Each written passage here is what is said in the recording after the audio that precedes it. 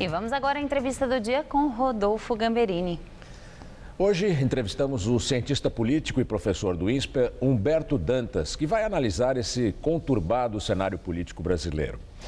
Professor, nós vimos agora no comentário do Josias de Souza que o ministro Henrique Meirelles disse que a crise política vai passar rapidamente e que depois vai ser tudo uma maravilha. O senhor acha que o ministro a ligação estava ruim ou o ministro estava muito otimista? O que está acontecendo? Boa noite a todos. Olha, é um otimismo que não combina com aquilo que se espera. Quer dizer, principalmente porque é um governo que assume interinamente o poder e a crise continua. Então, esperava-se isso anteriormente. Alguns menos cuidadosos esperavam isso anteriormente. Só o semblante do ministério que nós temos, já caíram 3 em 35 dias, ou cerca de 35 dias, né? Por questões relacionadas aos fatos políticos que conturbaram o país, só esse ambiente já nos dá a ideia e a entender que continuaremos nesta crise. O que é preciso para sair dessa crise, na sua opinião?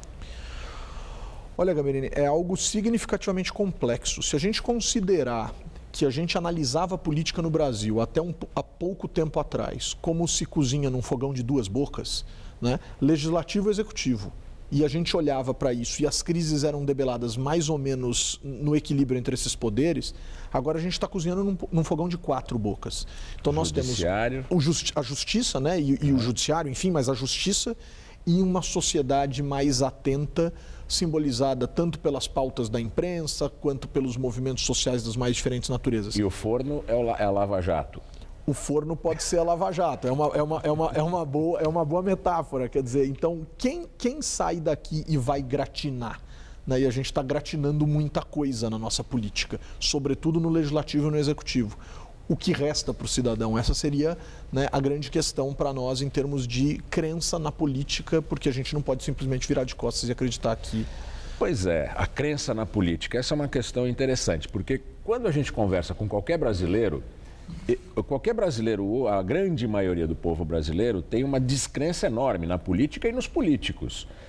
No entanto, nós, cidadãos, elegemos os políticos. Alguns dizem que nós, no nosso voto, somos responsáveis. Outros dizem que os políticos, depois de eleitos, se afastam do seu eleitor e só voltam ao eleitor na época da eleição. É o sistema que é ruim? É a sociedade que é despolitizada e, portanto, vota mal? O que acontece no país? Não acho que seja um problema do sistema. Acho que nós precisamos consolidar uma lógica de cultura política mais densa. Por exemplo, o cidadão, ao escolher, se ele levar a sério, por exemplo, aquela palavra fim na urna eletrônica, muito provavelmente ele vai se sentir responsável por esse ambiente apenas dali a 2 ou 4 anos. É isso que a gente não pode acreditar. Além disso, nós temos questões associadas a desafios que o cidadão precisa perceber, que são arrastos culturais muito negativos. Por exemplo, estamos em busca de um novo super-herói, né? Quem é esse super-herói? De onde ele virá? Certamente não funcionará, porque a nossa cultura e a nossa história já mostrou que isso não funciona. Estamos em busca de acreditar cegamente na justiça? A gente não pode acreditar cegamente na justiça. Por quê? Porque ela vive de vícios muito semelhantes aos vícios imputados ao legislativo e ao executivo. Existe corrupção na justiça, infelizmente. Eu não estou dizendo que é generalizada, mas existe. Existem agentes com este perfil heróico que não serviria a um país democrático. Aí a gente vai desvendar o terceiro agente e esse eu acho que no longuíssimo prazo seria o responsável por alguma mudança. Que somos nós mesmos. A gente está preparado para isso? Essa é a grande questão. Como é que o senhor vê o Brasil daqui a 3 meses?